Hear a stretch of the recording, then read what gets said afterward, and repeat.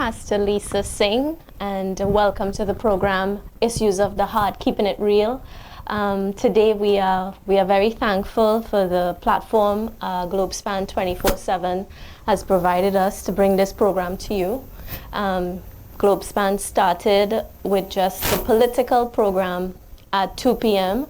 and now they are broadening their scopes by bringing on women issues, social issues, which is really inspiring to a lot of us, not just men but women also. So we are very grateful for Globespan 24/7. Thank you for the opportunity to bring this program to you today. Well, I'm very excited about this topic. As you know, we've been promoting it, and the title of the program today is Infidelity. That's a bold topic. It's tough. It's a tough one. There are many sides to this coin. Infidelity has been around from probably the inception of time, and it is something that is no respecter of persons, I would say. Infidelity have hit the White House, to the churches, to the lay person, rich, poor. It doesn't matter your status, your position, your gender. It doesn't matter. It can happen to anyone and has happened to many people. It is a topic that is swept under the carpet because of the shame that is assigned to this, because of the rejection. It is also swept under the carpet because it has even become socially and culturally accepted in some parts of the world. Growing up in the Caribbean, I can tell you that that is a norm. It is a norm for people to have extra or someone on the side, especially in the culture I grew up in. But it doesn't matter what cultures I say, it happens across the board. And I think it happens a whole lot more than we understand. It's just that people have been silent on it. It's not something people want to talk about. And we decided, I love the fact that we have this program called Keeping It Real. It's Issues of the Heart, Keeping It Real. Why do we want to do this? Because we want to create a forum where people can have the opportunity to feel safe, to talk about the things that is so much usually swept under the carpet. And people suffer silently for years with this. And this is not limited to men or women. This is something across the board. In studio today with me, I have a special guest, Miss Tracy Can. And we've had conversations before. She was actually on the program a couple months ago with myself and Diane Madre. We had a very good conversation about letting go of the past, or don't look back. And we had said on that program, she was actually Skyped in from Guyana. And we had said on that program that we need to sit down in person and have this conversation. And I can hardly believe that she is here in person with me. So I just want to welcome Tracy to the program. I want to say thank you for being so bold in joining me in such a huge topic like infidelity. We have lots to discuss today, but do tell the audience and those who are looking online, if you are on Facebook, please, I would like to ask you to like the page and share it as well so that your friends and family can get in on the topic. We would love to have your questions, comments, bring them in, allow them to come in so that we know that you're online and you're being helped or you're interested in this. And I want to state clearly that I plan to bring this topic from every side. This is not a woman's issue. It is an issue for all people, men and women. And you just never know what might happen later on this show. You're just not gonna know. When we keep it real, you just never know. So we may have someone popping up in here that might say something that would would really help you. So Yes. Tracy, take it away, share, to let the audience know about yourself and, you know. All right, so thank you so much, first of all, Pastor Lisa, for having me, and also to Globespan. It's a pleasure being here in the studio and to sit with you. As Pastor Lisa said, my name is Tracy. I am a news editor, a public relations Is it all? consultant. I do quite a few things. Good. And I am based in Georgetown, Guyana.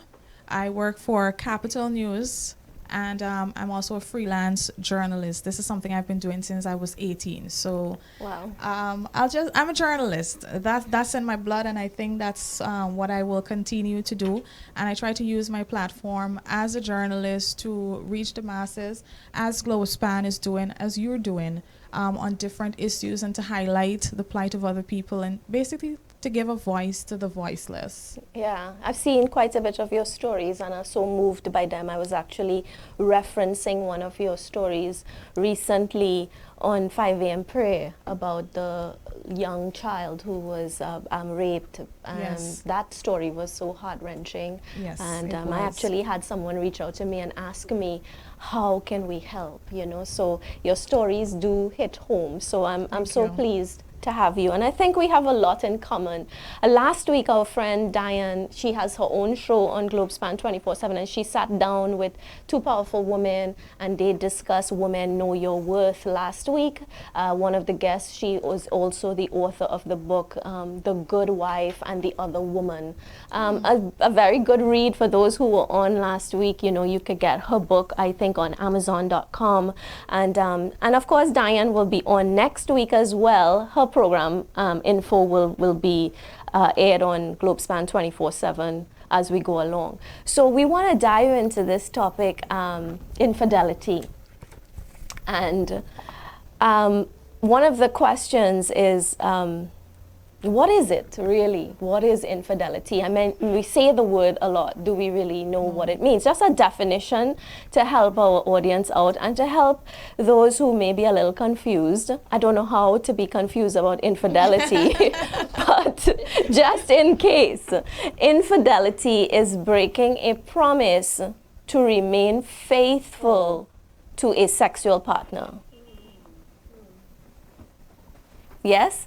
That's kind of tough in the culture that we are living in. Infidelity is breaking a promise to remain faithful to a sexual partner, whether that be marriage. And I want to keep it real because in the society that we live in, there are a lot of couples that have not taken their vows, but they are in relationships. And we can't be ignorant of the fact that that happens. People do live together. It's common law. And it doesn't take away from the fact that they consider themselves a couple. So infidelity, whether your marriage is bound by covenants that you took under the state and the law, or whether you have made your personal commitment to each other, it is in the eyes of the couple, it is considered a marriage. They are together. So it is whether be marriage vows sanctified by the state or privately uttered agreements between lovers, as unthinkable as the notion of breaking such bonds may be at the time, infidelity is all too common. And when it happens, it raises thorny and painful questions like, should you stay? Yes? Should I stay? Can trust be rebuilt? Or is there no hope and no choice but to pack up and move on? These are some questions that arise when we talk about infidelity. Infidelity is real, and the topic is so broad. That is not only sexual. Yes. There's also something considered emotional infidelity as well. And that is, as I said, this infidelity is a broad topic. So just tell us a little bit, maybe Tracy, what is your take on infidelity? And again, we'll get some statistics as we go along and stuff, but you know, just your personal take on it. Of course. Well, the first time I remember my grandmother saying to me before I got married, She said to me, when your partner goes out on you, it is the most painful thing in a marriage. And so I'll say that was my first lesson to what it was.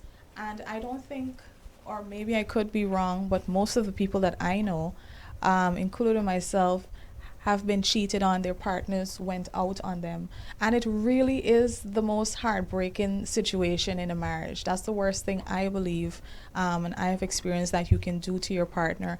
And as you said as well, it's not a one-sided affair either. No.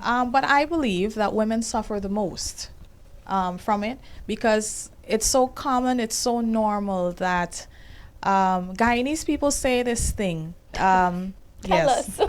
Blow is a must. Guy, yes, it's this slang.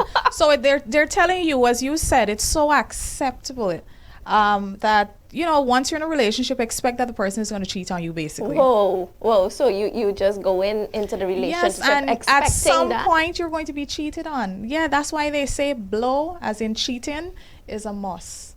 Okay. Yes, and also, and again, like, I know it's, for some people it's shocking. And they say two things are certain: death and blow. And I'm telling you, these are all things that's so common with Guyanese people, that you will be cheated on and you will die at some point. Well, I mean, I could agree with the dying, but I don't think I want to accept that other one. And that's another thing too. Like, a lot of the times, and we're told these things by the older folks or even persons your age, and you grow with it, and it becomes common and becomes acceptable and it becomes normal. And so even when it happens, you're hurt, you're devastated. But to an extent, it's like you were prepared for it, because you know at some point your husband is not going to be faithful to you. So I think that's a issue in Guyana, that, you know, we need to say, you know, this type of behavior is unacceptable. Instead of, it does happen, it's a part of life, it's reality, instead of sort of promoting it, that it's going to happen, and when it happens, you have to move on with it. I mean, that's shocking. At the same time, that, yeah, it's like me telling my kids, yeah, you know, when you grow up, somebody's going to cheat on you, so just expect that. I find that to be very limiting.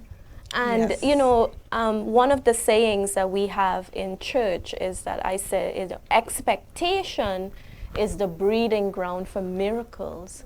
So if the expectation that I have could grow something powerful, then if I have a negative expectation, then that's also going to grow. Manifest, because there is also something called the law of attraction, and that is it's a law. It is existent whether we like it or not, and we have a way of pulling those things that. And you're right, even if that's what they say in Guyana, well, we use another word. I don't know if I could say it on here, but it's keeping it real, right? So we call it a horn. Yes. You know? I've heard about that.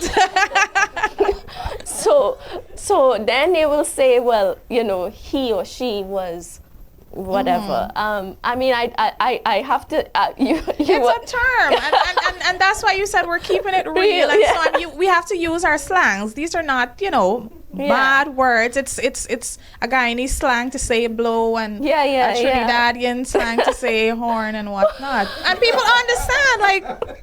Yeah, and I guess that kind of makes it a little easier for us to deal with when it's not. Those words are easier than saying infidelity. Infidelity. Yeah, but I hear what you're saying, and the expectations. And here is, let's just go back to the history of this thing. This started happening way back when. In our culture, I know my grandmother, my mother, all had this done to them, but they stayed and they suffered through it silently. They had no one to talk to about it, and somehow, as women, we have an intuition, but somehow we also kind of silence that intuition. It's like, and everybody else know that's happening outside but you. But you, that's the craziest thing, that if that's happening indeed, everyone knows, and it's as if you're protected against it. I don't know if it is that we don't know or we choose not to know. Sometimes. Sometimes there are people who suspect, but they prefer not to know because the pain is going to be greater as against, not confirming it. Let's just leave it as it is. And then you also said with your mother and your grandmother, they suffered through it silently. Same with a lot of Guyanese women. They're told actually to stay with their partner, and their mother will say to them, all right, do you know how many women I had to deal with? Like my grandmother would tell me she was running through Canefield beating women for my grandfather. And she was like, you're not going through that much. You are not going through as much. You're not running through Canefield looking for people and all of that. It's absolutely true what you're saying, because my grandfather, and I'm being so open, he just had a whole another family. Yes, and there's that too. He had a whole other family that, and still coming home and children after children, child after child. Every 2 years, my grandmother had a child. 8 children. And then to find out later on, when my grandfather passed away, there were more? The family met. Oh, wow. For the first time. So infidelity is something that past generations have gone through, and most of the times what has happened in those relationships is that with all the children and no education, and nothing, where would they go with all these mouths to feed? This can linger into a whole other set of it does. discussion. It goes into domestic violence and all of that. Lots of stuff spring out of this. And then we have a next situation, Tracy, that happens when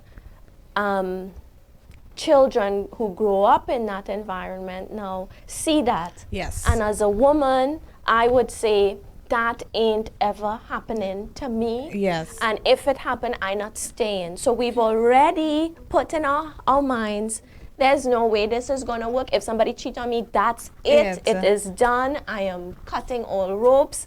And so because we are seeing what took place then, like your grandmother said, you're not running through Canefield. So then you okay, but she was saying there's hope. You're not going through half of that. Yes, it has gotten better. That's what they say. It's not as bad. And so, you do everything to try to make your marriage work. You do, and then it does lead to a lot of people, they don't have the tolerance, where indeed as a young girl you see your mother going through something like that, and you're already prepared, you've prepared yourself, I will never go through that. You enter into a marriage, it happens to you once, and you walk away from your marriage, and it leads, obviously, as you said, to divorce, and then there are the older folks who would blame you and say you have no patience.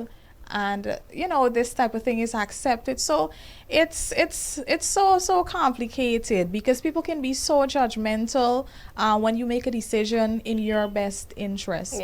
And even more complicated for the people who have children. And just talking, as I said, it's not an issue that is limited to women. Yes. It has also happened to men, where again the results are surrounding again, growing up in an environment where women see this happening to their mom, and then they decide, I'm not, and they put up barriers, and sometimes they, before that happens, I'm going to do it to you. Yes. Are you understanding? Yes, It's so, this woman grows up seeing this happening. It's sort of like home. vengeance. Yeah, and she's saying, I'm not going to, before you do it to me, I'm going to do it to you. And so you have women cheating as well. And now there's so many other factors surrounding this. Listen, guys, if you have your questions or comments online, we would love to hear them.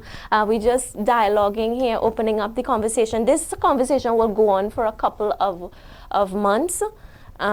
A couple of shows, because it's so broad and so wide and so deep that we cannot cover this in just this sitting. Yes, we can. But one of the things that I wanted to ask, like I brought on some stuff from Psychology Today.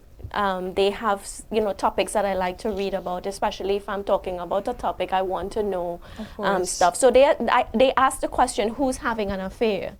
Who's having an affair? And the results was that Some 90% of the 3,400 participants in a recent survey considered infidelity as unacceptable. 90% of people today thinks infidelity is unacceptable, and that's a good sign, a very good sign. So there's a 10% of this society saying it's cool, and that's hopeful. Yes. Isn't that hopeful? I mean, I think that's hopeful. And they said, yet among heterosexual married couples, 20 to 40% of men and 10 to 25% of women stray in their lifetime. Now, while it sounds sexist and it sounds like it's one-sided, the results or the statistics does show there is a higher percentage of it happening among men than women. 20 to 40% of men and 10 to 25% of women stray in their lifetime. Overall, the percentage of both men and women who engage in extramarital sex has increased over the decades. In years past, many more women remained at home, at the home front.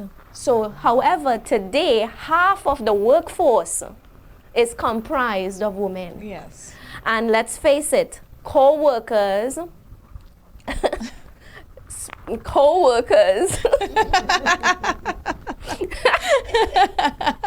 spending hours upon hours together, the workplace is ripe for romance. Still, many committed relationships do survive infidelities, and that's Yes. powerful. But it's a good sign, Tracy, that we have a huge percentage of people saying that infidelity is not acceptable. But my thing is, with regards to that, they're saying it, but are they practicing it? So there are a lot of things that I don't like to eat, but you know, push comes to shove, probably eat it. But I'm not saying that's not with regards to cheating or anything. But there are a lot of they're saying that I'd love to see this 90%. Like where are you all? So where? So, you know, yes, I think it's easier for them to say that because I don't think that's reflective in reality. Yeah. Well, I mean, it was only based on 3,400 participants. So we have to, but I mean, based on that, you're still getting. Yes, of course, positive. Infidelity has increased, though, over the years, simply because before, women were at home. Now, yes. more women are becoming on the workplace. Yeah. So there's different forms of infidelity, as we were talking about. One of them, of course, which constitutes a definition, is being sexually, having as another sexual partner while being married. Now, one might say, well, what is that? You know, what constitutes actual infidelity? And this, they say the line between innocent, playful flirtation and downright betrayals is elastic. So there are different definitions. So some people think that it's okay to flirt. I ain't doing nothing. It's innocent. But it leads to infidelity. Come on. So you're opening this door. And you want to play games, and then you get yourself in a situation that you cannot control. And then you see the thing, especially too, and of course I have to get back to Guyana. I think a lot of the time women now, they feel empowered to cheat, unfortunately. Because as you said, they're working, and in Guyana, women are doing any and everything as against, and this is in the world. Obviously, they're at the gas station working, they're driving trucks and all of that. So, and then it also comes back, they feel like they had to take revenge out on these men. Again, that's a very good point. Unfortunate, and to have that type of philosophy, because at the end of the day, you're doing yourself a disservice. To think that you're going to take revenge out on a man, where, how? And that's where another set of infidelity takes place, because you did it to me, I'm going to do it to you. Or somebody did it to me before, and I have to get even. There's not much talking about, let's work through this. Yes. And then they're saying, some people argue that confiding in anyone other than your partner can mean betrayal. Now, that's kind of sick. too. In That's another a bit level of it's another extreme. level of control here. I mean, infidelity, as they say, it's elastic, and it depends on how people view it. Even too much interest in another person's social media postings can amount to a breach of trust. Yeah, imagine your husband all up on somebody's page all the time, checking out their pictures, Liking the pictures, double tapping. That's a no. and you ain't even get one like on yours. No, well, no, that's a problem. That's a problem because you can't be showing charity starts at home. Okay, let's just charity starts at home. I love this discussion.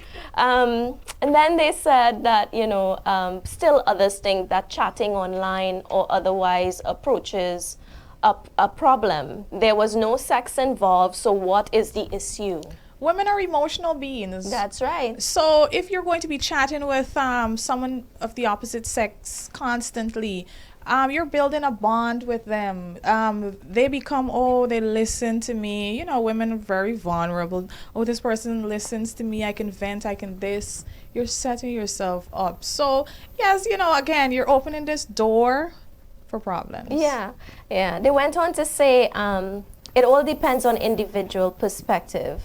Women in general, as you just said, are more concerned with emotional involvement. And that's how we are built. Women are emotional, while men deem sexual interaction as deep duplicity. Yes. In reality, any activity that takes place without a partner's knowledge may lead to problems down the road. I would say yes.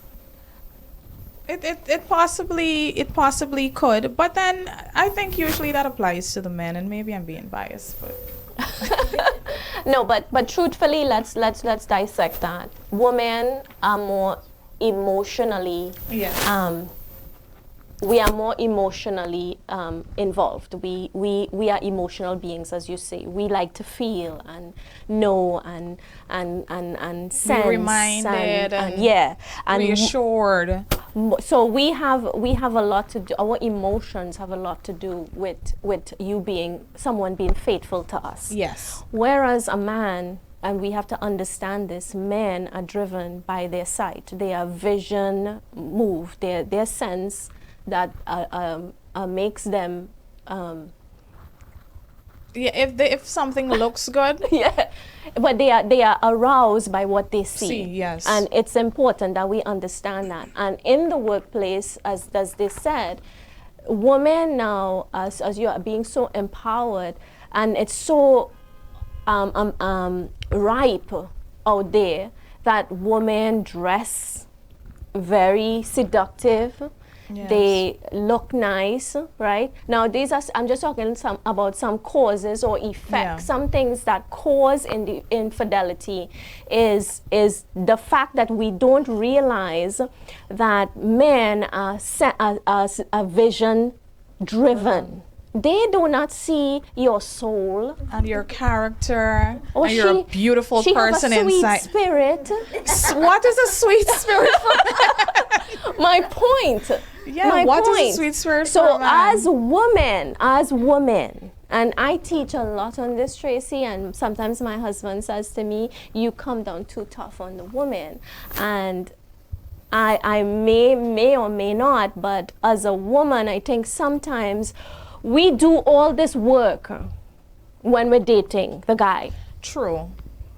Come on. That is He true. never catches you on a bad day when you're dating him. Without your weave out. And Hair done, perfume, Everything, lipstick, everything in place, all right? Now, after you catch him, drop the ball. you're in sweats. When you come home in the evening, you're looking like a basketball player or a ninja. Yeah, come on. Going to True. bed with some long duster, rubbing Vicks. Come on, I know I'm talking the truth here, right? Rubbing Vicks, you always have a headache. When you ask you how was your day, oh gosh, if you see problems I had today, You I never have went a to the good day? grocery store and the line was so long and nah. The man just come home and he's just being polite. and he asks you how was your day, you're going off on a long tangent. So I'm not saying that that is the cause, but what I'm saying to drive the point home is that men are visual beings. And you didn't drop the ball when you was dating. And mind you, if we're being real honest, now this sounds like I'm coming down on women, but I'm not. Well, when you're finished, I have a flip side to that as well. What was I saying? You were saying that you do so much and what we dropped the ball. Yeah. But there was something else. I had it right in my mind and it just went out. You bring the flip side and then I probably will remember. My thing on that, indeed, there are a lot of women who we get really comfortable. And that's a good thing to a point. I know women who do it all. Still, you're cheated on. So it's like, what do you do? No. There are some wicked, and I don't want to. There are wicked people out there. No, we're not, but we're talking about. There are serial cheaters. Yes. Right. Some wicked men. You can say that's what I was going to say. I was going to say that even when we was trying to catch him, right, we knew he was dating 5 girls.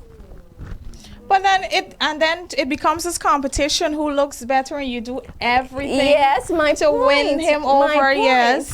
You knew that he was a player. You knew that he had 5 But and 6 we like to take girlfriends. on projects. Right. It's a challenge. So you take on a charity case. I wouldn't say a charity case. No, I'm telling you, I know of women who've taken on men that are charity cases where they think they could reform this man. Yeah. Don't we all think that we could reform them? Yes, I think. Come on, honestly. Yeah, we do that. I can change him if I love him enough and all of that. I'm not your mother, but love is more powerful than what he's doing right now. So we enter into the relationship with an image in our minds that we can do this, but when the reality hits, we expect that marriage we wave a wand and on the marriage day you say your vows and boom. Very true. He is all of a sudden the man you imagined in your mind, even though you have evidence that he was a player or he was liking lots of girls or he flirtatious, but somehow that marriage day is supposed to eradicate that whole personality of the person. Now this is tough saying, but I can say it because I've been there. I know what it is to have a picture of, to have a picture of what I want, to believe that that picture is going to become a reality, and get into it and realize that it is not what I am imagining or envisioning it to be. That's true. Reality hits you and come see me and come live with me. It's two different things. So sometimes you feel people date for a long period of time and then when they enter into a marriage, it really is like, voila, this person just changes and it's like as if you didn't even know this person. And on the flip side of that as well, men also, when they marry us, they also stop the pursuing as well. They get comfortable. When they come in to meet you too, they on the A game. Yes. Flowers, candy, taking you for a drive, taking you to a nice restaurant. And then after a while, once they get married, they have on their holy t-shirt. They don't care to look nice, they're looking nice, they're looking their best when they're heading into the office, right? But then when they come home, they just want to be in the shorts with holes in it and and you get that as well. They want us to be visual, but they also need to be visual. We also need to see him looking good, smelling good. We want to also know that, hey, he's still pursuing me. But what happens is we compete with the remote control. True. But therein, Tracy, is lack of understanding. And what I have to say is that a lot of problems that we head into in our marriages and in relationships has a lot to do with a lack of premarital counseling. I agree. Because as you said, communication is key. And men, they don't like to talk. And so indeed, that's where premarital counseling, it comes in and talking to older couples for them to share what they have been through to get to where they're at, because it's not going to be smooth sailing once you get married and then you're living this fairy tale life. I find that things get harder, they get more challenging, but once you communicate with each other. That's the thing. The two parties coming together have an idea. They have this romantic idea of the person that they were dating, and then you get married and you realize that this is not the real deal. Yeah. And actually they say that the first 5 years of marriage is the toughest. If you could get through the first 5 years, perhaps you'll survive. But not all people, and there are things, there are weaknesses that people bring to the marriage as well. Like men have their things, women have their things, and we need forums like this where we can openly talk about what causes infidelity. I want to. That's a question that okay, you're so in love, you've been together for so many years, and then there's something that just draws this man away or this woman away, and what are some of the causes of this in marriages, and there's quite a bit of things that we could talk about, but let me hear your take on what you think. Well, we touched on it a little. Men are a visual being. You have your wife. There are cases where she is doing her best, she still looks good, and all of that, and then there are cases where she drops the ball, and so you would see someone else and you start to engage them. And men, I find they don't like women who are nagging constantly. That's right. Mm-hmm. So you bet you get a good agreement there. Good agreement. Yes. We don't nag all the time, but agreement and defend herself right away.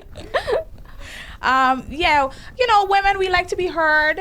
We're constant, we're talking, and so it's as if we pick a fight and we want for you to react to response, and not getting that response, we begin to nag, and that chases a man away. Mm-hmm. Those are some of the things. I just think most of the times that people cheat, yes, I don't think, obviously at no point is it, you can't justify cheating. And it's just sort of wickedness that you'd go and step out on your marriage and stuff like that. That's what I think. Because anything that is all will take work. Yeah. So, there's not going to be that excitement throughout your entire marriage. There are going to be low points and all of that. And of course, you need to understand, if you're going to get into a relationship with somebody else, of course, it's going to be fresh and exciting and new, obviously. Yeah. But then it's going to get to the point where you have to put in the work as well. So it's going to get back to the point that you're already at. Why not take that time and invest it into what you already have and build on that? Well, I mean, that's a very good point. But we live in a society where everything has to be now. A quick fix. Very true. And there's no long-term things anymore. People just, it's not working, let me just, you not doing what. And then again, we go into the marriages and our relationships. This is just a spiritual side of it, being a pastor and teaching on this for so many years, and being a wife myself. I've been married to my husband for 15 years. Wonderful. But it was a long road, and I was married before, and I got divorced I was married at age 23, and I was divorced 6 years later. Again, so I know what I'm talking about. It's not something that is just by the way. But I do have some statistics here from Trustify, Trustify.info.com. And it's some infidelity statistics. So let's just hear what they say. They said that a survey of 200 men and women explored the state of infidelity in marriages, including the causes and effects. So they said earlier this year, we interviewed one of the private investigators in the Trustify worthy. People hire. Yes. This is how extensive infidelity can go. Because private investigators are making money investigating infidelity. Some of us are normal and calm. We don't go that road. And some of us investigate ourselves. We don't hire nobody. Being a journalist. And social media has truly helped us to be good investigators. Just check on how much likes this person's picture. Oh, shucks. So they said that earlier this year we interviewed one of the private investigators at the Trustify Network who estimated that 90% of his surveillance cases centered around infidelity. 90%. So we thought about how to act being unfaithful to a partner has evolved, especially with the advanced forms of connecting through social media and other electronic messaging formats. So I have some statistics that Devin will put up for you. And they said this led us to creating our own infidelity survey. And with just under 200 responses, we got a clear picture of what infidelity looks like in 2018. Some answers may surprise you. Of those who admitted infidelity, 55% of male respondents cheated on their spouse with 5 or more people. That's a lot of people to invest time and all of that. That is a lot of work. 50% of our female respondents admitting to cheating with one person. So you see this thing, I mean, men just have to one-up us or 5-up us. 5-up. But 55% cheated with more than one. And that's what you call a serial cheater. Because you can't, that was no mistake. No, 5 times? No, that was no mistake. That is what you call a serial cheater. No, 50% of female respondents admitting to cheating with one person. So almost half of the women cheated as well. This is because of the culture shift. 32% of men met the person they cheated with online, either through social media or a dating service. Why are you on a dating service and you're married, man? Well, I mean, this here is America. Everything is digital, cheat digital, bank digital, everything digital. So I guess. Then they said 22% of the women met the person they cheated with in some sort of social setting, like a bar or a party, or had a previous romantic connection to that person. So the women prefer it in person rather than online.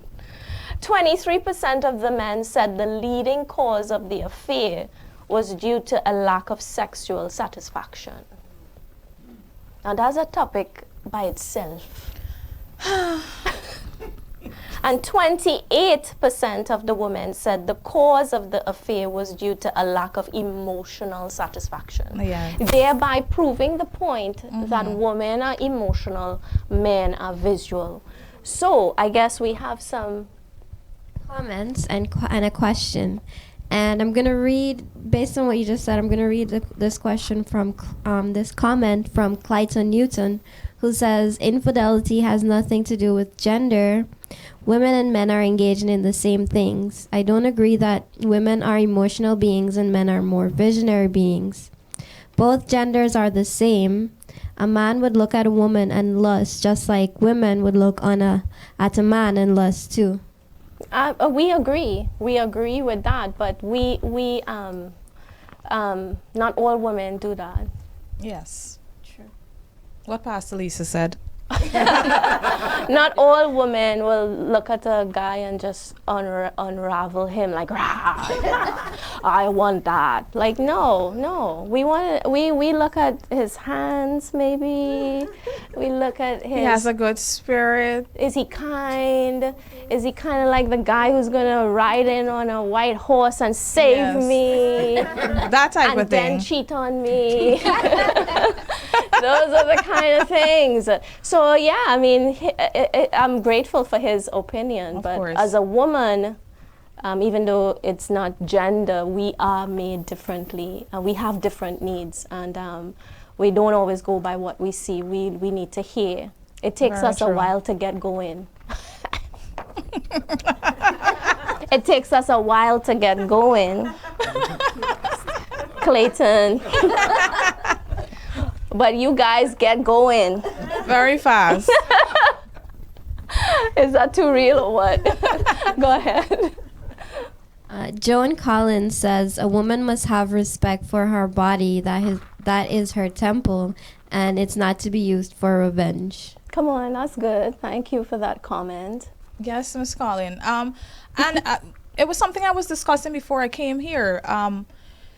Sometimes it's unfortunate. I find that women who do not respect their body, and and that again, I'm not judging you. That is your prerogative. That is your body. You get to do with it whatever you please. And of course, I have my views on it. But a lot of the times, women who have multiple sexual partners, they were abused, I find, and so they don't feel worth it as well. So there is that factor as well. But definitely agree with Ms. Joan. Your body is sacred. Yeah. And are you going to allow anybody to come there? So definitely. Agreed. And the question is from Ramona, who says, what advice would you give to the spouse that was cheated on, who chose to stay in the relationship and work on it, but has the constant reminders of the infidelity? Yeah, that's a tough one. How about we bring Mr. Singh on to answer this question? Come join us.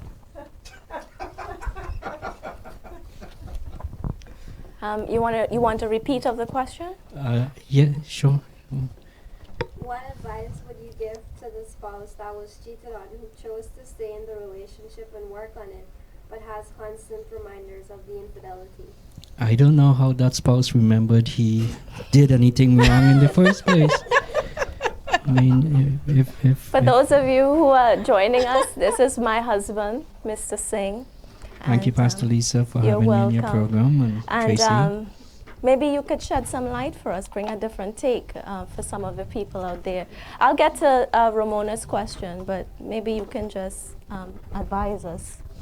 Well, Pastor Lisa, I want to say that men do have vision, and we have vision to work and to provide for our family and be successful. But in that process of having that vision, our eyes tend to drop lower sometimes. Yeah. So, Perspective. right. And secondly, Pastor Lisa, you mentioned about the statistics being that mainly men that are performing this infidelity. But we also have to take into consideration that there's a lot of gay men out there too that's probably involved, a part of that statistic that's skewed it against the men. Oh, okay. So in defending the men, I just have to... A rebuttal. But I don't, I have to tell you that both yourself and Tracy and your audience, that I really don't have much recollection or memory of infidelity. But what comes to my mind a lot is that if I have any long-sighted memory of anything happening that may not or should not have happened in the first place, what comes to mind is that, when I come home, I am greeted as a king. I in my home itself, because there was no memory of anything happening, I'm not reminded of anything happening, and that goes back to what Tracy said of women nagging the men a lot. I think that the whole process, if anything like that happened, and again I want to stress that I have no recollection of these things, that the love and the embracing that I had received, and somehow they kind of shaping me into the love aspect and the valuation aspect of the marriage, had caused me to not remember anything that I did. I also want to just add that there was a lot of praying involved, and I think that's my comment. So I appreciate that. I'm glad that your long-term memory is damaged, and you bring. So what we're saying is that the answer to one of the questions is marriages, can it survive infidelity? The answer is yes. It can definitely survive it, but that would be, it's a process that you have to go through. And first of all, one of the things that we have to do as women is to deal with us first. Why did I get married? Is it just for a good time? You know, it's things that I had to work on me. I was on the road of becoming a naga as well. I could have done that. You have memory of anything like that? Tracy, sure are you do. feeling a heat drive? Because I'm kind of starting Yeah, to and I'm sweat. in the middle. So should I excuse myself now, Pastor? Or? No, when we want to keep it real, you have Yeah. to understand that when you see long-term marriages or marriages that's been together for years and they seem happy or look happy, it always isn't an easy road to that, because it's two separate individuals. My husband is a businessman, has always been successful, and that is attractive in itself. Women Very don't true. care how or what, or family, especially the women in our world today. They just see some guy, he's got money, he's got Yeah. smarts, he becomes a pursuit. That's true. And that in itself, and especially if he is a flirtatious person, that adds is there something wrong with your mic? No, Pastor, that's a natural humming that comes out. And there were issues when I got married. I knew who I was marrying, and I thought to myself, my love and the way he chose me. So that's going to fix all the problems. Yeah. But it didn't. Yeah. And it was a long journey in learning how to work through the things that I knew that he have no memory of, but I have memory of. It was a long journey in working through those things, and there were days where I didn't forget. Tracy, help. What- Help, Where you Tracy. couldn't forget. I couldn't forget. But how did you Are you get? interviewing me now? Because you know, well, you get to it. How did you overcome? I know you said prayer as well.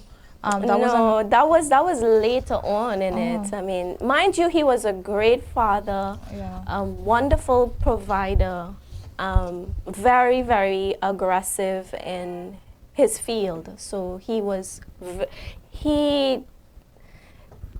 I had to learn him.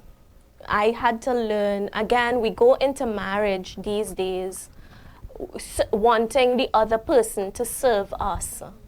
We never enter into marriage seeing how am I going to serve him, or how is he going Very to true. how can I make your life better. We don't go into that. We go into that because this person makes me happy and he is supposed to make me happy, and that's where we get disappointed, because marriage is two becoming one, and it's how we are to make, what do I need to do to make that person happy, and what does that person need to do to make me happy. It works. It's a giving, it's a serving relationship.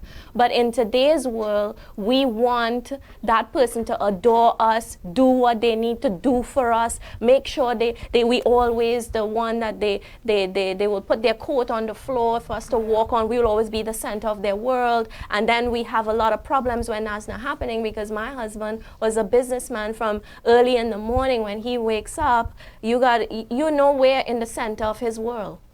You're somewhere in the universe, but not in that day of his work world. So I had to learn how to put my things aside and say, how am I, God, you put me in this. I've already gone through one divorce. I'm not going to go through this again. I have to make this work. How do I make this work? And I shut myself away for 3 days after 2 kids. And what added to my things is that I went through postpartum depression. So I went from a size 4, looking fly. Still do. And then I just blew up after 2 kids, and I went into a state where he's leaving the house every morning looking so good, smelling so good, and I'm there with all this excess fat and thinking of myself as not, and then portraying what I'm feeling onto him. And he knows nothing about it. You understand? So there were so many factors going on here. And I started to become kind of nagging, and the man couldn't watch somebody, couldn't talk to somebody.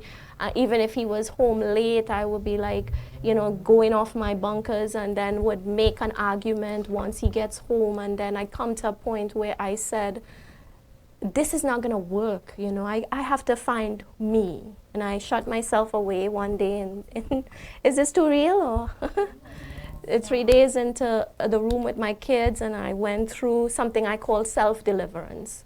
And I said, God, you put us together, and he's done so much for me, and I want this marriage to work.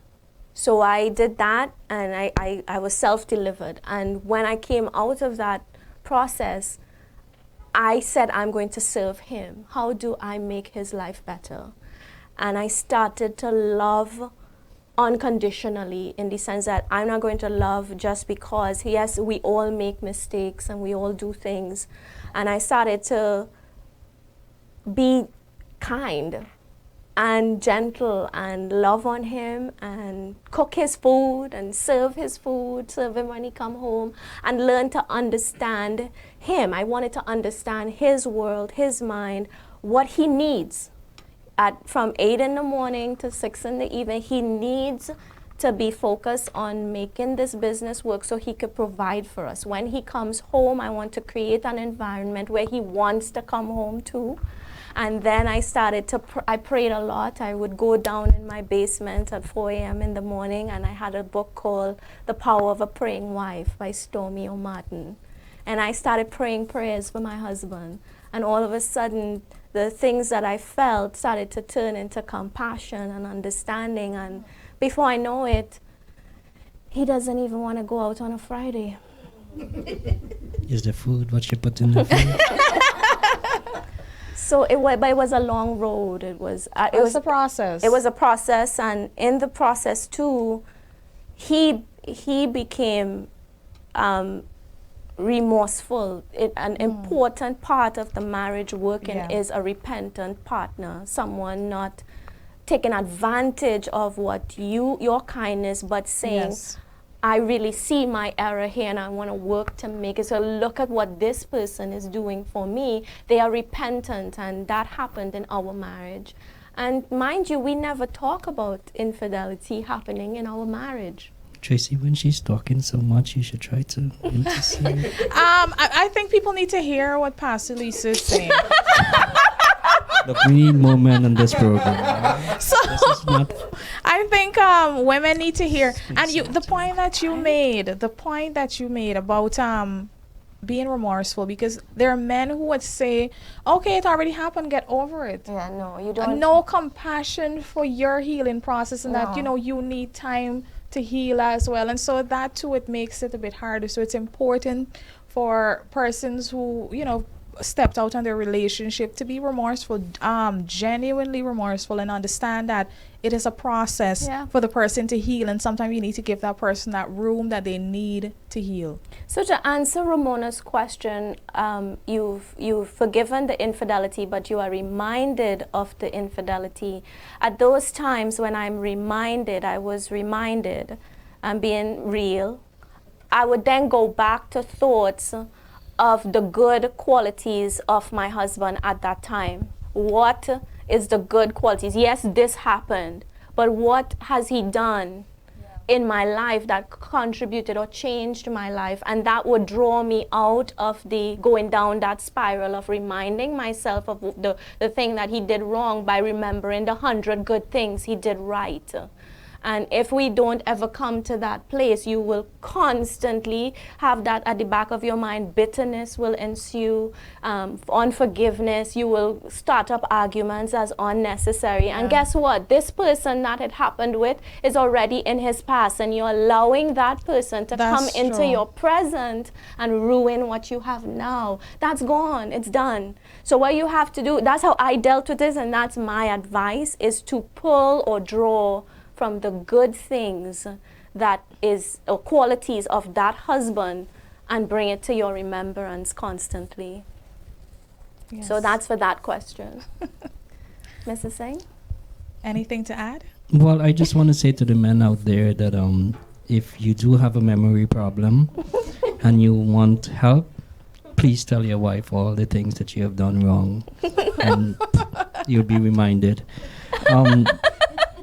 So I guess what I would like to add is that men do go through process, and a lot has to do with also the environments they're in, and infidelity among men is not, it's very well, when I say among the men, discussing infidelity, as far as among the men, some may see that, not all, but some men see that as a additional feather in their cap. Mm-hmm. I want to tell most men out there that, again, I'm not talking clearly from too much experience, but just saying that appreciate what you have at home. The grass always looks greener on the other side. Take into consideration the feelings, though, because you could never repair in full the hurt that you have caused that person, and not necessarily only your wife, but also before you're married. Yeah. You probably have been in many previous relationships, and the hurts that you have caused those girls. Yeah. So kind of use that as a gauge that the hurt you have caused to others, you cannot go back and rebuild that, but you probably could use that as an propeller to help you to be sincere, be truthful, and be, how do you say, faithful to what you have, and truly appreciate what you have. Lastly, Pastor, it is getting hot sitting here, and the hot seat. And you were no help, Tracy. But again, if anything was done knowingly, unknowingly, and knowingly forgetful, I really want to say, Pastor, sincere apologies. Oh. Can I be excused now, Pastor? Yes, for sure. Let's hear it for his brave soul. And Tracy, no help to you. No, but I mean, I must commend you, because there is so much shame associated with infidelity. From my personal experience, it wasn't something that, I discussed, because I was so ashamed. Yeah. And I blamed myself, and I kept saying to myself, what are people going to say? They're going to laugh, they're going to judge.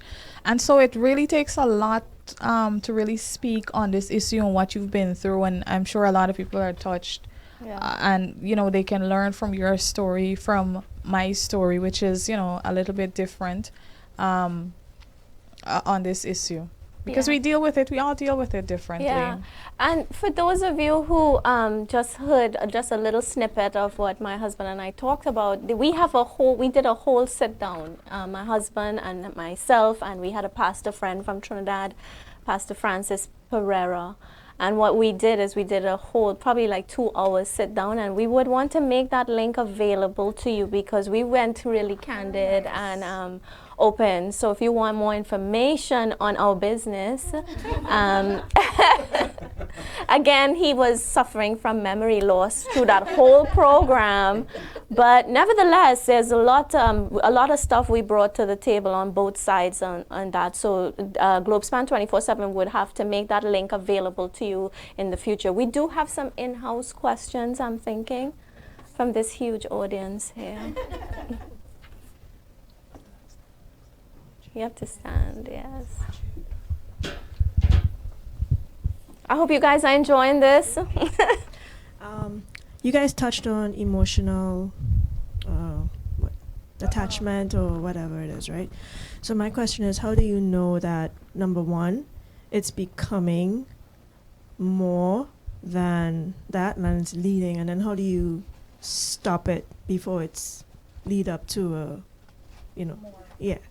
Okay, so you mean we talked about emotional infidelity? Yeah. You're talking about the emotional aspect, no sex has Yeah, happened. no, nothing yet, but like, how do you identify the signs of it? Then Yeah, and then, like, how would yeah. you stop it?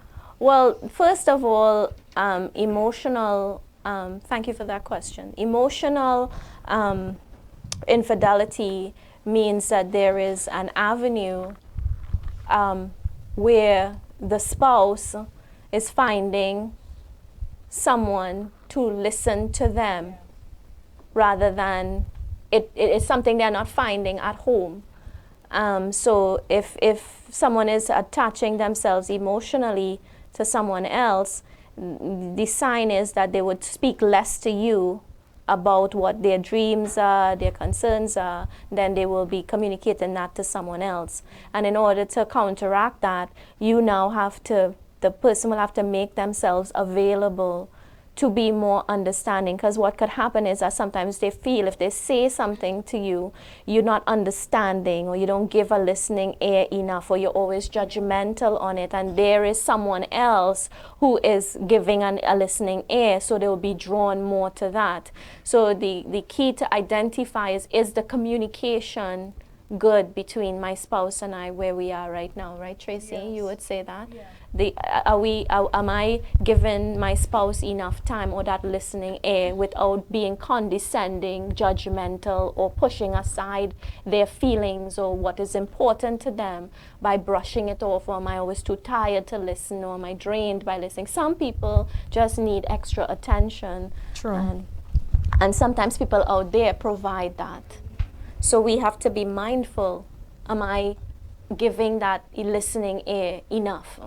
Yes, that's true. And I believe as women, especially because as we're emotional beings, we know when we are developing feelings for a person, when, we're growing attached to that person. We constantly want to talk to the person, call, check up on them. And, that's where you identify that this here is getting I'm opening this door again. Mm-hmm. That's gonna bring me complications. And so you just have to be firm with yourself that this is not, it makes no sense, and this is something that you need to shut down. And obviously to do that, you need to stop communicating with the person so that it doesn't continue, you don't develop feelings for the person, and then it evolves into an emotional affair. But we know. Yeah, for women you will know, and women out there, some men like that emotional attachment with someone outside because that someone pays more attention to them than you, makes them feel more special than you, and that's how it starts. An emotional attachment could eventually grow into a sexual encounter. So you want to make sure that you are giving ear to your spouse with concern and making sure that you pay attention, because we have to learn our spouses, and that's what we don't do. We don't take time to learn what are their weaknesses, what are their strengths, when to approach, when not to approach, when to bring up something, when not to bring up something. But women just like to have an answer now. Let's argue about this now. Deal with it now. He needs time to process, because if he deal with it now, he might just lose his temper, throw out something, and then probably just go look for somebody else to deal with it. So we got to be sensitive. But again, this is a whole long other topic. We would get to these things. I really want to help women to grow into being who we were meant to be. We are so empowering. We can empower our men to be all that they can be. Yes. They need us, actually. they do desperately. So I know, just Tracy, putting that out there. No, but there is scriptural truths to this. I did a teaching on this in a conference in Trinidad last year. It was a women's conference, and it was powerful. And just the whole connotation of God creating woman for man is that when, I'm just giving you some insight here, when God created man and he created everything in the Garden of Eden, the man, the Lord looked at the man and said, it is not good for the man to be alone, and therefore God created a woman. But the whole sense of it is that it takes a woman to help this man develop to his fullest potential. Yes. And when we understand the power that we have, we will harness our relationships better. And you see, man cannot develop their full potential by going to the gym alone. Yes. Man cannot develop their full potential by playing pool or drinking alcohol or doing sports. Their full potential, understand the depth of this. This is a scripture. The full potential of a man is developed with the help of a woman. That is the whole connotation, that man should not be alone, and God created us to be one. So we bring something to him, and then when he comes to his full potential, he adds so much to you. That's why I could do what I do. Go ahead, we have another question.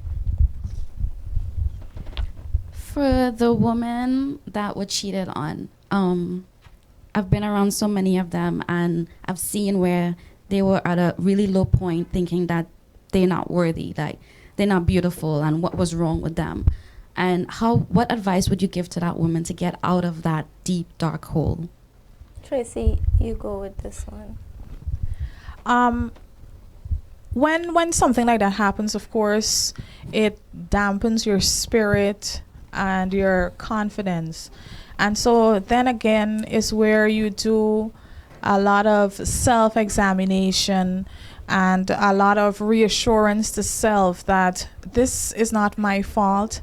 Once you know for a fact that it isn't your fault and you've been doing all that you can do, and just continue to trying to build yourself to try to be a better person, and to motivate yourself, because again, that too, as I said, it's going to dampen your confidence and your spirit. But then you have to do a lot of work within self. If you've got to lock yourself away, to build yourself up, to reassure yourself that you are worth it, you're worthy, whatever has happened is not your fault, and that you will rise from this. This is just another stumbling block, but you're going to rise from it. You're going to be okay. Yeah, good. Does that answer you? I guess that's how I dealt with it. I locked myself away and I dealt with me. And I brought the spiritual aspect into it as well. Prayer helps a lot. Just learning who you are. Unless you learn your value, you can never really, you have to learn who you are before, because if you wait on somebody to add value to you, when infidelity happens, that's it, you're done with. That's why so many people commit suicide after a relationship is broken, or they become hateful or bitter because they didn't understand their worth. And locking away and finding my worth in prayer and meditation and reading books, and that's how it helped me, for sure. Okay, I guess we have some comments, so Kimberly's gonna bring some comments for us.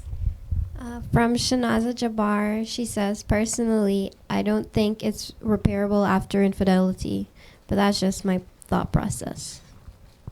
Well, thank you for her comment.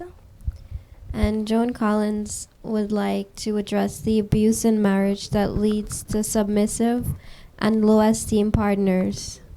Well, that's a thing that we would have to do for a whole other show. Yeah, but we would definitely keep that in mind. But we do appreciate the comments. Anything else online, or we're good? Okay, good.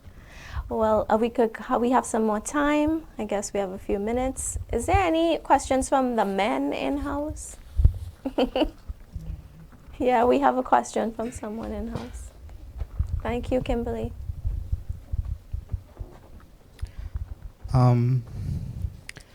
And this is actually not just from a man's perspective, but both male and female. At what point in time do you leave? Mm-hmm. That's basically the question. So Yeah, that's a good question. Again, when we say there are serial cheaters, and sometimes just saying sorry doesn't mean that they are sorry. And if this is something that has happened 1, 2, 3, 4, 5 times and it continues, then loving yourself and saying, I'm not worth this. This is Not, yeah. then there's time to leave. Even though and every situation is going to be different because we don't know the situation surrounding the infidelity in the first place. But there will come a time where the partner has to make a decision to leave. Again, as I say, we don't know the elements surrounding it. Okay. Does that answer your question? It would have to be on an individual basis. We do have a poll that was taken online, so we will turn it over to our manager. Yeah, we have 2 questions. The first that we asked our online audience is it fair to say that men cheat more than women? 57% say yes and 43% say no. The second question we asked our online audience is, do you think marriage is repairable after infidelity? 60% said yes and 40% said no. Oh, well, that's hopeful. I mean, again, I am a strong believer in that it can be repaired, but not without the process, not without the work, not without the commitment, not without true repentance, not without, and it's a long process. It's a long process to work through infidelity. Some people stay in infidelity, after infidelity, but their marriages are not happy. They stay, but they are not happy. And that to me defeats the purpose of staying. That's very true. But as a pastor and as a believer in God, nothing is impossible. That's my take. And walking away is easy, but it takes it's a long process. Yes, it's not an easy thing to stay in a marriage after infidelity, but as you said, it definitely can be done. And there are a lot of women who have stayed and who have successful marriages. And then, as you also stated, it makes no sense if you're going to stay and you're unhappy as well. So it really is a personal thing, but then, as you know, we both shared, it's a process if you're going to stay. It's not a quick fix. But you see, covenant or commitment is saying, I signed up for this. We forget our vows sometimes that we take. I'm not bashing anybody. I'm saying that when we take our vows on our wedding day, we say for richer or poorer, for in sickness and in health, till death do us part. But these words seems to just be things that and when one person breaks that covenant, it is hurtful, it is harmful, it is sometimes irreparable in our minds. But nothing that is good, I have to say, doesn't go through difficult times and things, and good relationships. And I'm not talking about a serial cheater. I'm not talking about someone who does it and has no remorse for it and think that it's okay. I'm not talking about that. I'm talking about where there were legitimate reasons in the relationship that led to that, lack of communication, lack of sexual intimacy. When we get married, sometimes as women, we don't offer that part of our bodies anymore, because we're so busy and we're so tired all the time after the kids, and there's lots of things that contribute, and sexual intimacy is important. It is important. We have to wrap it up now. We have a few minutes, or we're good? Okay. And so there's so many things that contribute to the infidelity. And those things, I'm not saying a serial cheater or someone who doesn't care what they're doing. I'm talking about marriage. When you go into it, it is a commitment for life, and there's going to be hard times, and there will be things that happen to us that we have to work through. Are we willing, when I get into it, am I willing to go all the way? Do I want to fight for this? Or am I just going to let it go? There's nobody perfect, Indeed. There isn't, as you stated, but no one wants to to be made a fool and That's to be right. embarrassed constantly. So again, as you said, with serial cheating, again, no one is saying, even if you're being cheated on, you've been cheated on multiple times, it really is, it's your decision. You have to know what's going to make you happy, what will give you peace of mind. But don't rush either into making a decision while you're angry or while you're hurting. Take time, if it is to come to terms with yourself, and make a decision that's best for you, and seek God's face as well when doing so. Yeah, I would definitely say don't throw in the towel without some work. It's easy to throw in the towel without some work, at least some counseling, couples counseling. And if after that you say, I can't work through this, then by all means, what can we do? I do have some pictures that I want to show, just some quotes before we leave. This is by Chuck Swindoll, one of a great Bible teacher. He said, adultery occurs in the head long before it occurs in the bed. So it's something that is well thought of. You don't just wake up one day and say, I'm going to commit an affair today. I'm going to commit you don't. It's thought process. It starts off as sometimes emotional, and then it goes on to something else. I can't really see that too well, but I think it says cheating isn't always kissing, touching, or flirting. If you gotta delete text messages, your partner won't. So your partner won't see them. See them. You're already there. True. That's just food for thought going down.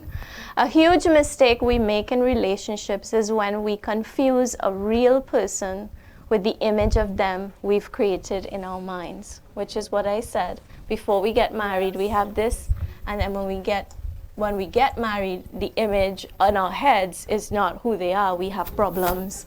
So this is just a picture of the covenant and what I believe. I believe the Word of God really helps keep marriages intact, and keep infidelity can be worked through if it goes through the process. Let's go on down. And the last thing I would like to say to the listeners or viewers is that you trust in the Lord with all your heart and do not depend on your own understanding. Infidelity, you can't depend on your own understanding, because our understanding will drive us to commit murder. Seek His will in all you do, and He will show you which path to take. So when you truthfully bring God into that infidelity situation, God will tell you, okay, well, go left or go right, stay or don't stay. You'll get that. Don't lean on your own natural understanding. So, Tracy, any last comments? I would just like to, advise women who are going through this. You may, of course, it's a confusing time. You don't know what to do. See God's face about it. Get counseling, and do all that you can do to make it work. And then if that doesn't work, well, you know what to do. I do have some resources that I just wanted to say to you, that after this program, if you're in a state where you've dealt with infidelity or you're unsure what to do, there is a website that we have made available. It's called marriagetoday.com, and it's by Pastor Jimmy Evans. All the resources that you will need. You could type in the word infidelity and you'll get information on there of how to work through it, how to deal with it. I also have a book that's called, not my book, but I'll recommend this book by Lisa Tursuk. She went through major infidelity in her life, and oh wow, I couldn't imagine. She was with probably a serial cheater, and they just got married again. They renewed their vows again recently, and she wrote this book. It wasn't supposed to be this way. So I think it's a good resource. I have another resource. We don't have the book cover up, but for those who are looking to work through the intimacy issues in your life, your marriage after infidelity, there's a book called The Sex Experiment by Dr. Eddie Young. It's it's a 7 days sex experiment because people are lacking that in their marriages. Imagine 7 full days. I don't understand. I can't. But nevertheless, it's a good resource for those of you who want to get help in these areas. And of course, if you would like to reach out to me, you can always inbox me on Facebook, and I would love the opportunity to just help pray with you and stuff like that. I do have my own books. It doesn't deal specifically with marriage, but it deals a lot with your self-worth, who you are, finding your purpose. So I have 4 books available on Amazon.com, Created on Purpose, for Purpose, Words, They Become You. I have them available here. I should be showing you it. Created on Purpose, for Purpose. Can you just pass me those? Thank you. Words, They Become You. This is very powerful in changing your speaking. After I've gone through so many issues in my own life, I've penned my own experiences. This is a devotional, Issues of the Heart devotional. This will help you daily with different topics, subjects that you are going through in your life. And this is my most recent book, The Scandal of Identity Theft. This is a very good read in trying to find out who you are. So all of these are available at Amazon.com. And if you want a copy, just inbox me and we'll make arrangements of how to get it to you. Having said that, do I have a few minutes just to pray for the audience? I would like to end the program by praying for people who are facing this issue. I am a pastor after all, and I believe in the power of prayer. So let's pray. Father, right now as we come before you, I just give you all the praise, God, and the thanks for the opportunity that we had, oh God, to just bring this show live to people who are in desperate need. Father, marriages are hurting, relationships are hurting. Many women are suffering silently, men are suffering silently. Father, we don't know all the details of what they suffered, but today I know that you're a God who is able to repair and restore. You are a God that can bring hope. For those whose marriages have ended because of infidelity, we pray for new beginnings for them, oh God, that they will rise up out of this situation and condition and not let it ruin the rest of their lives, oh God, that they'll be able to start afresh again, and you'll do something new in their lives. For those who are in marriages and dealing with infidelity and haven't gotten a hold of how to really come out of it, Father, I'm praying that you will open up a door for them to be counseled, for someone to listen to them, oh God, so that they can work through these feelings of bitterness and unforgiveness, oh God. Father, we just pray for men and women both, that they would have a revelation of what true love is in a marriage and be able to work through this. In Jesus' name I pray, amen and amen. Well, thank you to Globespan 24/7 for having us on today. Until next month, I'm on the last Saturday every month. And remember, Diane is on next week, Saturday, and the program to follow will come with the information. I have a video to end off. Please take a look. And hey guys, Dave and Ashley Willis here with Marriage Today, and we want to talk to you right now for just a couple minutes about one of the most tragic situations that can face a marriage, and that's infidelity. When your marriage is caught up in an affair or a past affair has come to light, and we've got some very dear friends who are in the aftermath of this right now. And if you're watching this and this is a situation you're facing, or you have a close friend or family member who is, we want to give you just a few first steps of how to start the long healing process out of that tragic kind of situation. So, sweetie, what are some of your thoughts on what do you do first if you're dealing with this? Well, I think first and foremost, you've got to be 100% honest. I mean, honesty is key here. And so for the person who had the affair, if your spouse has any questions they want to ask you, you have to be willing to answer it completely honestly. And, we've had some couples say, well, should I tell all the details, or, how much should I tell? And I would say as much as your spouse wants to know. Yeah. And that's really up to each particular couple. There's some couples that the spouse doesn't want to know all the details. Some want to know all of them. But for the spouse that committed the affair, you need to be willing to lay it all on the table. And once you've gotten it out there, you all need to get help. I mean, it's very essential that you go to counseling, and that could be individually and together. I think that's huge when it comes to the healing process. But I think the biggest thing you have to remember anytime there's been an affair is that healing takes time, that it is an hour by hour, day by day thing. And for the person whose spouse committed the affair, you're going to feel all sorts of feelings. You know, there's going to be some days you wake up and you're ready to forgive him or her. There's going to be some days you wake up and you're done. And so you have to really decide, you know, right when you find out, are we going to fight for it? Yeah. Or are we going to go our separate ways? And we hope you choose to fight for it. And there are so many resources out there that can walk you through this. You know, at Marriage Today, we provide a lot of resources, and you can find that at marriagetoday.com. But I really encourage you to, you know, find a group that can help you through this at your church. Try to get some counseling, and whatever you do, keep on fighting for each other. Keep on knowing that there is hope.